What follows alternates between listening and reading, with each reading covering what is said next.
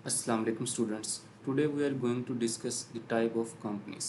इससे पहले हमने डिस्कस किया है कि कंपनी क्या है। बेसिकली जब भी कोई इंडिविजुअल्स या एसोसिएशन ऑफ पर्सन या कोई कारोबार करना चाहते हैं तो उनको थ्री मोड्स नॉर्मली जो अवेलेबल होते हैं वो ये हैं।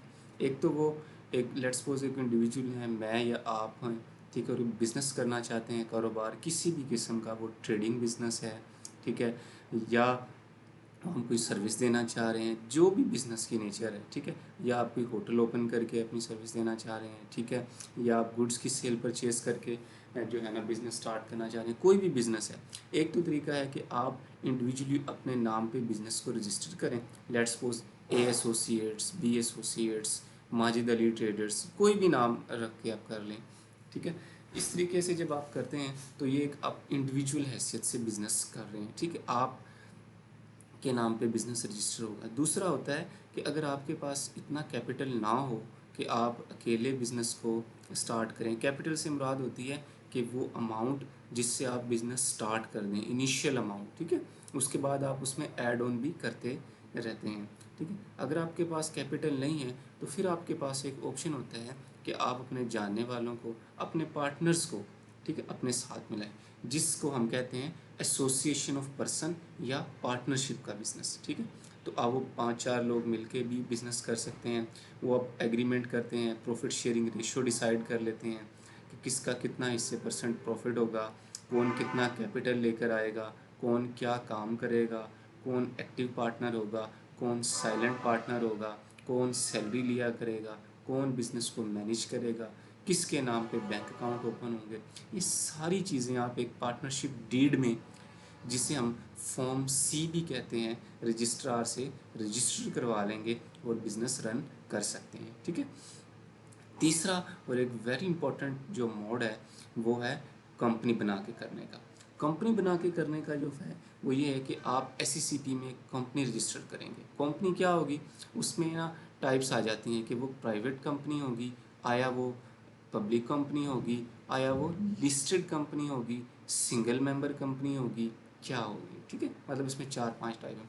अच्छा, यहाँ पर एक बड़ी इम्पोर्टेंट क्वेश्चन है कि कंपनी तो हमने पढ़ लिया, देख लिया कि कंपनी किस तरह से हम, मतलब जो है ना, फॉर्म ऑफ बिजनेस है, business mode of doing business है, लेकिन हमें इसकी ज़रूरत क्यों पेश आई, ये सबसे इम्पोर्टेंट क्वेश्चन है। देखें, जो इंडिविजुअल और एसोसिएशन ऑफ पर्सन होता है ना, इसमें ये होता है कि आप अपनी या इंडिविजुअल हैसियत से या 4-5 पार्टनर मिलकर काम कर रहे होते हैं, ठीक है। इस केस में ये होता है कि लेट्स सपोज देखें, अनफॉर्चुनेटली आप इंडिविजुअल थे और डेथ हो गई किसी की, ठीक है, जो बंदा बिज़नेस कर रहा था, तो अब देखें उसके नाम से बिज़नेस जो होगा ना वो भी क्या हो जाएगा, बंद नहीं हो जाएगा, लेकिन वो नाम ख़त्म हो जाएगा, ठीक है। नो डाउट वो बिज़नेस उसके लीगल एयर्स में under the laws of inheritance transfer हो जाएगा, बट क्या होगा कि वो उसका जो नाम था वो ख़त्म हो जाएगा, ठीक है।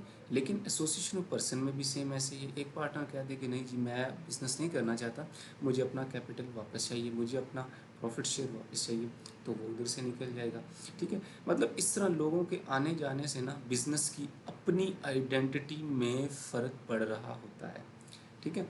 लेकिन कंपनी एक ऐसा मोड है बिज़नेस करने का जिसमें किसी के आने जाने से कोई फ़र्क नहीं पड़ता। एक परपेचुअल सक्सेशन हम इसको कहते हैं, ठीक है। परपेचुअल सक्सेशन का क्या मतलब है कि ये हमेशा चलती रहेगी, मतलब company is formed under the law and would be wound up under the law, ठीक है। कि कंपनी जो बनी है वो अंडर द लॉ बनती है, और वाउंड अप का मतलब है कि जब इसको ख़त्म करते हैं तो भी अंडर द लॉ ही ख़त्म होती है।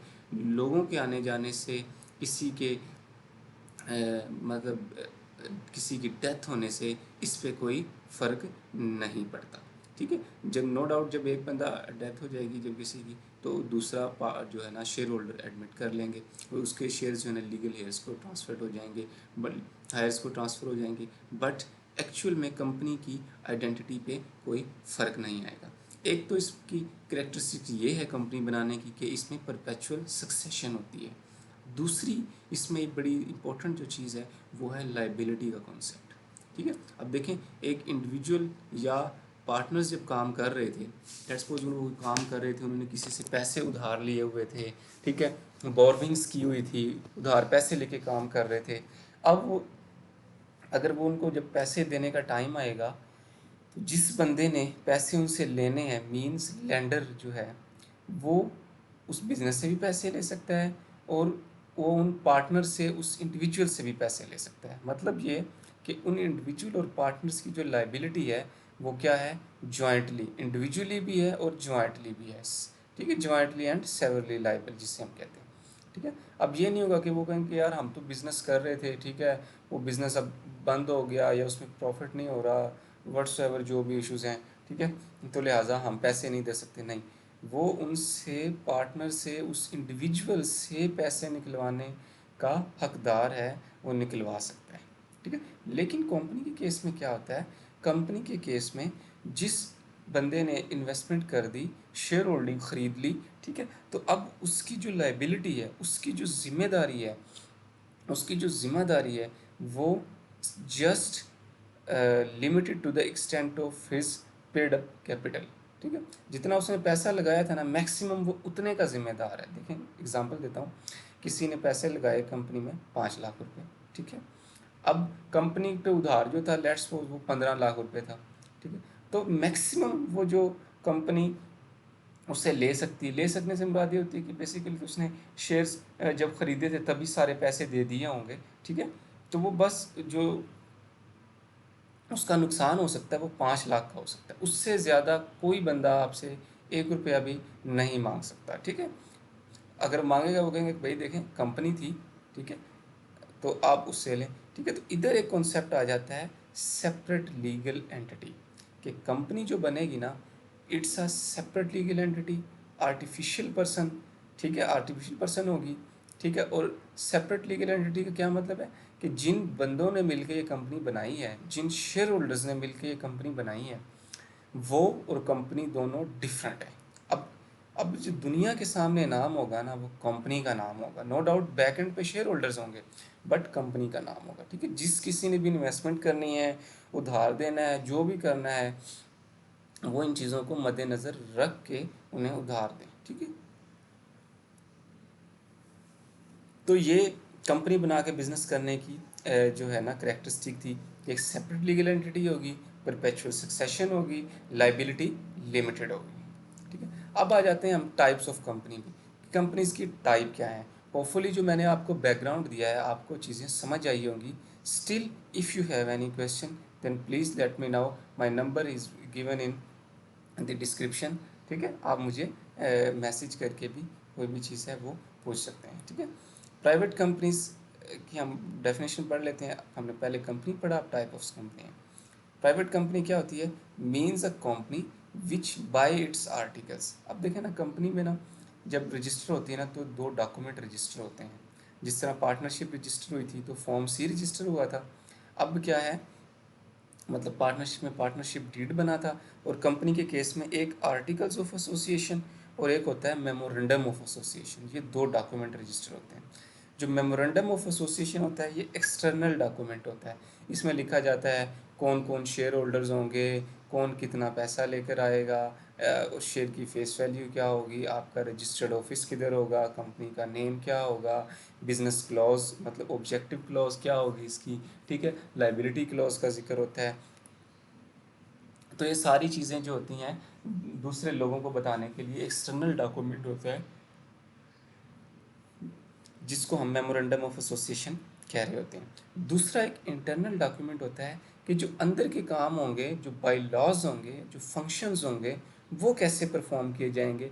This document is called articles of association, ठीक है। इसमें लिखा होगा कब कब मीटिंग होगी, ठीक है, मीटिंग में वोट कौन कौन दे सकेंगे, क्या राइट्स होंगे वोटिंग के, एक एक एक शेयर होल्डर के पास एक शेयर है तो उसके पास कितने वोटिंग राइट होंगे, क्लास ए और बी में भी आप शेयर होल्डिंग को डिवाइड कर सकते हैं, ठीक है। मतलब मुख्तलिफ चीज़ें जो हैं इसमें आप जो भी कंपनी को चलाने के लिए ज़रूरी चीज़ें हैं जो आप डिसाइड कर लेते हैं, वो उसमें लिखी जाती हैं। अब देखें, ये बड़ा जो है ना सब्जेक्टिव टॉपिक्स हैं कि क्या क्या लिखें।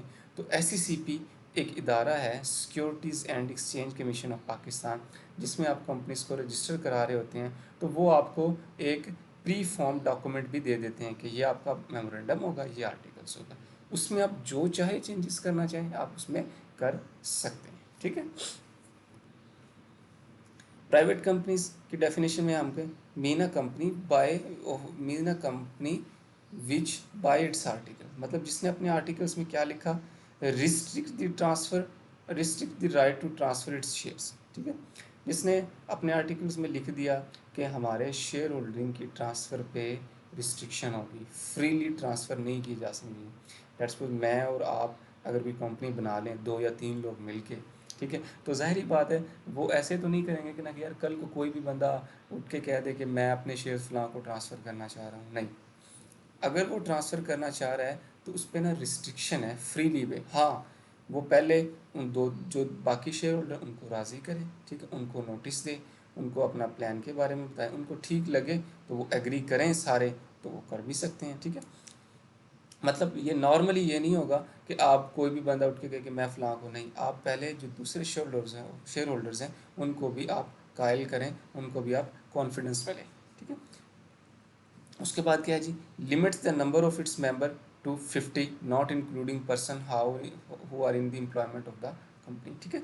जिसमें मेंबर्स जो हैं, जो शेयर होल्डर्स हैं, जो बंदे उसमें मिल के काम कर सकते हैं, वो 50 से ज़्यादा ना हो, मतलब जिन्होंने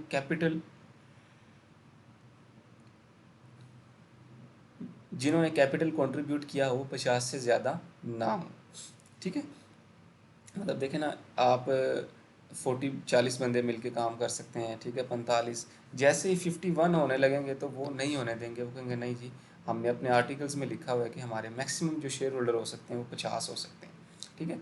और इसमें ना वो लोग शामिल नहीं होंगे जो कंपनी की एम्प्लॉयमेंट कर रहे हैं, मतलब लेट्स सपोज कोई CFO है उसका, कंपनी का, ठीक है, मैनेजर अकाउंट से कोई भी हैं, ठीक है, मतलब जो एम्प्लॉयमेंट में काम कर रहे हैं, तो वो इसमें जो है उनको काम करने की इजाज़त है, बट वो शेयर होल्डर्स के नंबर में काउंट नहीं होंगे। शेयर होल्डर्स में वही होंगे जिन्होंने उस कंपनी में पैसा लगाया होगा और वो मेंबर्स होंगे, ठीक है। Prohibit any invitation to the public to subscribe for the share if any और डिबेंचर और redeemable capital of the company, ठीक है। और वो जनरल पब्लिक को शेयर अपने ऑफ़र नहीं कर सकते, इनवाइट नहीं कर सकते, उस पर भी उनको प्रोहिबिशन है, ठीक है। आगे इसमें लिखा हुआ है कि अगर 2 या 2 से ज़्यादा पर्सन्स जो है ना वो शेयर्स को जॉइंटली ओन करते हैं तो वो समझा जाएगा कि सिंगल मेंबर है, ठीक है। तो प्राइवेट कंपनी की डेफिनेशन में हमने 3 चीज़ें क्या पढ़ी। एक तो ये कि इसमें शेयर होल्डिंग को ट्रांसफ़र करने पर रिस्ट्रिक्शन है, ठीक है। दूसरा ये कि इसके मैक्सिमम नंबर ऑफ मेंबर्स जो हैं वो 50 हो सकते हैं। तीसरा ये कि ये जनरल पब्लिक को शेयर्स ऑफ़र नहीं कर सकते, ठीक है। तो ये हमने प्राइवेट कंपनी की डेफिनेशन पढ़ ली। अब अगर पब्लिक कंपनी की आप डेफिनेशन देखें जो इसके बिल्कुल अपोजिट है, वो क्या है, वो कह रहे हैं कि public company means a company which is not a private company, ठीक है। ये देखें इन्होंने कैसी डेफिनेशन दी है कि पब्लिक कंपनी क्या है, जो प्राइवेट कंपनी नहीं है। तो इसका क्या मतलब हुआ कि अगर आप प्राइवेट कंपनी की डेफिनेशन को अच्छे से समझ लें, ठीक है, तो इसका मतलब है इसके उल्ट जो होगा वो क्या होगा, पब्लिक कंपनी होगी। जैसे कि प्राइवेट कंपनी में है ना कि आप शेयर्स ट्रांसफ़र करने पर रिस्ट्रिक्शन है, पब्लिक कंपनी में नहीं है। दूसरा ये कि प्राइवेट कंपनी में नंबर ऑफ़ मेंबर जो है ना वो 50 तक महदूद हैं, इसमें नहीं है। आप 100, 50 लाख, 10,000 जितने मर्ज़ी मेंबर हो जाएं, कोई मसला नहीं है। जो स्टॉक एक्सचेंज पे ट्रेडिंग चल रही होती है वो पब्लिक कंपनी ही होती है ना, उसमें जो जितने मर्ज़ी लोग आकर इन्वेस्टमेंट करें, ठीक है। दूसरा ये है कि prohibits any invitation to the public to subscribe for the shares, ठीक है। तीसरी क्या है कि ये प्राइवेट कंपनी पब्लिक को नहीं कह सकती कि यार आके मेरे शेयर परचेस कर लें, नहीं। लेकिन पब्लिक कंपनी जो है वो कह सकते हैं, जैसे स्टॉक एक्सचेंज पे चल रही होती है, आम मैं आप कोई भी जाके उसमें ट्रेडिंग कर सकते हैं। तो ये क्या हो गया, पब्लिक कंपनी की डेफिनेशन होगी। उसके बाद है जी पब्लिक इंटरेस्ट कंपनी। अब ये जो पब्लिक इंटरेस्ट कंपनी है, PICs जिन्हें हम कहते हैं, ये भी पब्लिक कंपनीज ही होती हैं। देखें इसके नाम के साथ लिखा हो पब्लिक, पब्लिक से क्या हुआ कि ये पब्लिक कंपनी है, प्राइवेट कंपनी नहीं है। अब इंटरेस्ट क्या है कि इसमें पब्लिक का इंटरेस्ट है। अब वो ना कंपनीज एक्ट का एक स्केजुअल है, थर्ड स्केजुअल, ये अभी जैसे जैसे हम इंशाल्लाह आगे परसू करते रहेंगे ना, तो हम इसमें आपको मैं स्केजुअल वाइज भी स्टडी दूंगा। थर्ड स्केजुअल है, बेसिकली स्केजुअल में ना कंपनीज की क्लासिफिकेशन लिखी हुई है कि वो लार्ज साइज़ कंपनी है, वो मीडियम साइज़ कंपनी है, वो स्मॉल साइज़ कंपनी है, वो पब्लिक इंटरेस्ट है, वो पब्लिक लिस्टेड कंपनी है, वो प्राइवेट कंपनी है, जिससे हम पढ़ के हैं इस तरह। ठीक है, तो पब्लिक इंटरेस्ट कंपनी ना कुछ लॉ ने कह दिया है कि ये पब्लिक इंटरेस्ट है।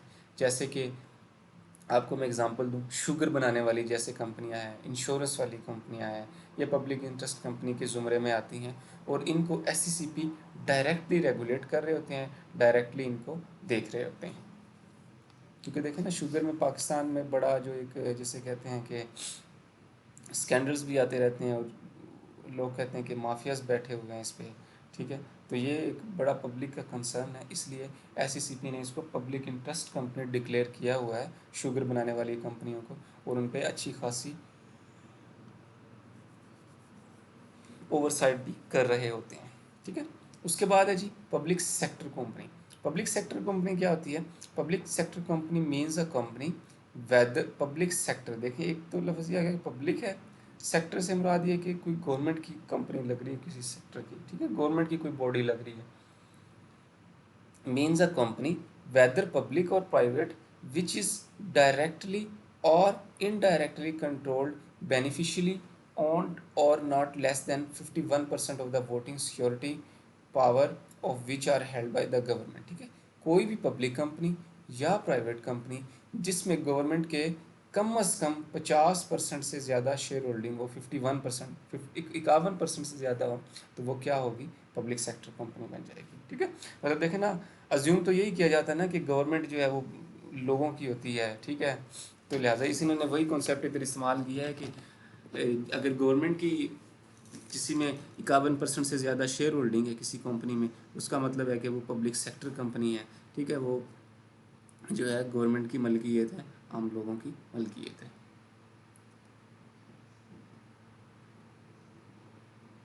दूसरा इसमें उन्होंने कह दिया provided that nomination of, provided that का मतलब होता है कि जो ऊपर बात लिखी हुई है ना वो ठीक है, लेकिन ये जो हम लिख रहे हैं ना ये ऊपर वाली बात में शामिल नहीं है। ठीक है, क्या? Provided that the nomination of director by the commission on the board of securities exchange और एनी अदर एंटिटी और operation of any other law shall not make it a public sector company. ठीक है, इसका मतलब ये है कि देखें, पब्लिक सेक्टर कंपनी की एक तो ये होगी ना डेफिनेशन की जिसमें गवर्नमेंट की 51% से ज़्यादा शेयर होल्डिंग हो, है ऑलमोस्ट 51% से ज़्यादा हो या उसके बराबर हो। दूसरा तरीका ये होता है कि अगर शेयर होल्डिंग कम भी है लेकिन गवर्नमेंट के पास राइट है, कोई कॉन्ट्रैक्ट हुए हुए हैं कि जो इस पर डायरेक्टर्स तैनात करेंगे वो गवर्नमेंट करेगी, तो इस केस में भी देखें ना, डायरेक्टर्स वो होते हैं जो कंपनी को मैनेज कर रहे होते हैं। ठीक है, ओवरऑल जो बिज़नेस को मैनेज कर रहे होते हैं कंपनी के, जो कि रिप्रेजेंटेटिव होते हैं कंपनी के, फिड्यूशरी रिलेशनशिप होता है उनका कंपनी के साथ। ठीक है, तो उसमें भी ये है कि अगर हमारे पास राइट है कि डायरेक्टर ज़्यादा नॉमिनेट कर दें, तो देखें ना, दूसरी मतलब यही हो गया ना कि हम कंपनी को ओन कर रहे हैं, हमारे इशारों पे चल रही है, हमारे कहने पे काम नहीं चल रही है, तो लिहाजा उससे भी होता है कि ये पब्लिक सेक्टर कंपनी बन गई है अगर गवर्नमेंट उसका डायरेक्टर नॉमिनेट करे। लेकिन उन्होंने इसमें कह दिया है कि सिक्योरिटीज़ एक्सचेंज, मतलब जो पाकिस्तान स्टॉक एक्सचेंज है या कमीशन है, securities and exchange commission of Pakistan, क्योंकि देखें ना ये भी गवर्नमेंट के इदारे हैं। ठीक है, लेकिन इसमें ना उन्होंने ये इनको स्पेसिफिकली एक्सक्लूड कर दिया है कि अगर इसमें गवर्नमेंट की शेयर होल्डिंग है या इस पर डायरेक्टर नॉमिनेट कर रहे हैं, तो इसका मतलब ये नहीं है कि ये जो है पब्लिक सेक्टर कंपनी, ये इंडिपेंडेंटली ही काम करेंगे। ठीक है, तो ये जी डेफिनेशन थी, public company, private, public interest company, public sector company. ठीक है, उसके अलावा कुछ कंपनीज होती हैं वो हम इंशाल्लाह वन बाय वन नेक्स्ट उसमें डिस्कस कर रहे होंगे, जैसे कि पेरेंट कंपनी, सब्सिडरी कंपनी। ठीक है, पेरेंट कंपनी वो होती है, अब देखें ना, जैसे कोई आम बंदा, कोई भी लोग जाके कंपनी में इन्वेस्टमेंट कर सकते हैं, इसी तरह एक कंपनी भी दूसरी कंपनी में इन्वेस्टमेंट कर सकती है। ठीक है, मतलब देखें ना, एक कंपनी का आर्टिफिशियल पर्सन है, बस उसमें जान नहीं है, बाकी वो हर काम कर सकते हैं, वो कॉन्ट्रैक्ट में एंटर हो सकते हैं, वो अपने नाम पे बैंक अकाउंट ओपन करवा सकते हैं, वो इन्वेस्टमेंट कर सकते हैं, वो लोन ले सकते हैं, वो लोन दे सकते हैं। ठीक है, सारे जो एक आम पर्सन या कोई आम बीइंग अ नेचुरल पर्सन कोई काम कर सकते हैं, सेम इसी तरह एक कंपनी भी वो काम कर सकती है। ठीक है, तो जैसे एक कंपनी है, उसने किसी दूसरी कंपनी में इन्वेस्टमेंट की और उसके 50% से ज़्यादा शेयर होल्डिंग ले ली, ठीक है। तो अब क्या हुआ कि जिसने इन्वेस्टमेंट की और 50 या 51% शेयर होल्डिंग ले ली, अब वो क्या कहलाएगी, पेरेंट कंपनी। और जिसमें इन्वेस्टमेंट की है उसको हम कह रहे होंगे सब्सिडरी कंपनी, ठीक है। मतलब पेरेंट कंपनी क्या होगा कि पेरेंट कंपनी के पास कंट्रोल है किसका, सब्सिडरी कंपनी का। और सब्सिडरी कंपनी कौन है, जो कंट्रोल की जा रही है किसके थ्रू, पेरेंट कंपनी के थ्रू, ठीक है। तो इस तरह से भी इसकी डेफिनेशन हो सकती है। फिर कुछ कंपनीज होती हैं large size, small size and medium size. ये कंपनी डिसाइड होती हैं उनके टर्नओवर की बेसिस पे, नंबर ऑफ एम्प्लॉयज़ की बेसिस पे और पेड अप कैपिटल की बेसिस पे, ठीक है। मतलब पेड अप कैपिटल की बेसिस पे क्या है कि एक कंपनी लेट्स सपोज का 1 लाख पेड अप कैपिटल है तो उसको स्मॉल साइज़ कह देंगे। जिसका 700 बिलियन या 500 मिलियन है उसको हम मीडियम साइज़ कह देंगे, लार्ज साइज़। ये जो थर्ड स्केड्यूल है ना, उसमें सारी चीज़ें दी हुई हैं, क्राइटेरिया दिया हुआ है क्लासिफिकेशन का कि किस किस तरह आप उसको जो है वो क्लासीफाई कर रहे होंगे। तो इस तरह से भी कंपनीज डिसाइड होती हैं। अब बड़ी एक इंपॉर्टेंट क्वेश्चन आता है इसमें कि इसको इस तरह से क्लासीफाई करने की क्या ज़रूरत है, ठीक है। भाई ठीक है, कंपनी बना ली, रजिस्टर करवा ली, काम करें, अल्लाह अल्लाह खैर सलाह।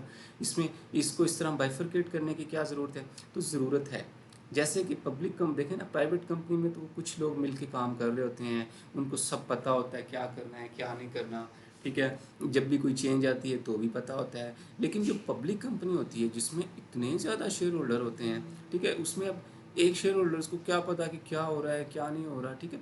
तो इस मामलात में फिर गवर्नमेंट एंटर होती है, पाकिस्तान स्टॉक एक्सचेंज ग्राउंड में आते हैं और एससीसीपी आते हैं कि हम इनको रेगुलेट करेंगे, हम उनको बताएंगे। तो लिहाजा वो कहते हैं कि भाई ना, आप जो भी कोई काम करें उसका नोटिफिकेशन दें, पब्लिक को अवेयर करें, ठीक है। तो आपने देखा होगा कि पाकिस्तान स्टॉक एक्सचेंज की वेबसाइट पे डिफरेंट अनाउंसमेंट्स आ रही होती हैं कि अब कंपनी की फ़लाँ मीटिंग है, मीटिंग में ये डिस्कस होने जा रहा है, इतना डिविडेंड दिया, ठीक है, प्राइस सेंसिटिव इन्फॉर्मेशन क्या है, ये सारी चीज़ें जा रही होती हैं। तो लिहाजा इस तरह इनको बाइफरिकेट किया गया है ताकि जो शेयर होल्डर्स का जो ट्रस्ट है वो बरकरार रह सके, ठीक है।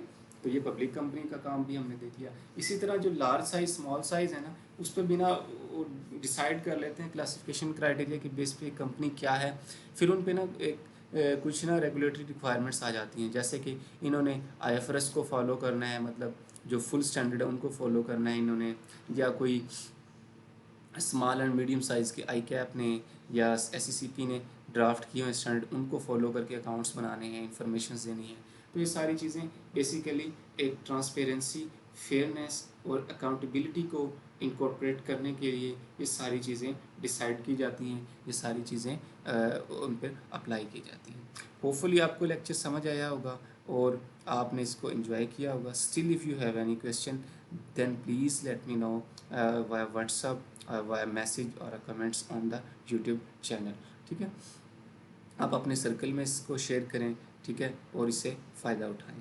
दूसरी बात इसमें बड़ी इंपॉर्टेंट ये है कि इंशाल्लाह हम अपनी नेक्स्ट वीडियोस में जो इसके एडवांस कॉन्सेप्ट हैं वो भी लेकर आ रहे होंगे, और वो कैफ़ के स्टूडेंट्स, ठीक है, सीफैब के स्टूडेंट्स और अदर लॉ बॉडीज़ के स्टूडेंट या कोई भी प्रोफेशनल्स जो कि इंफॉर्मेशन हासिल करना चाहते हैं, समझना चाहते हैं, उनके लिए बड़े बेनिफिशियल लेक्चर होंगे इंशाल्लाह। बाकी जी इंशाल्लाह आज के लिए इतना ही, मिलते हैं इंशाल्लाह नेक्स्ट वीडियो में। तब तक के लिए मुझे इजाज़त दें, अल्लाह हाफ़िज़।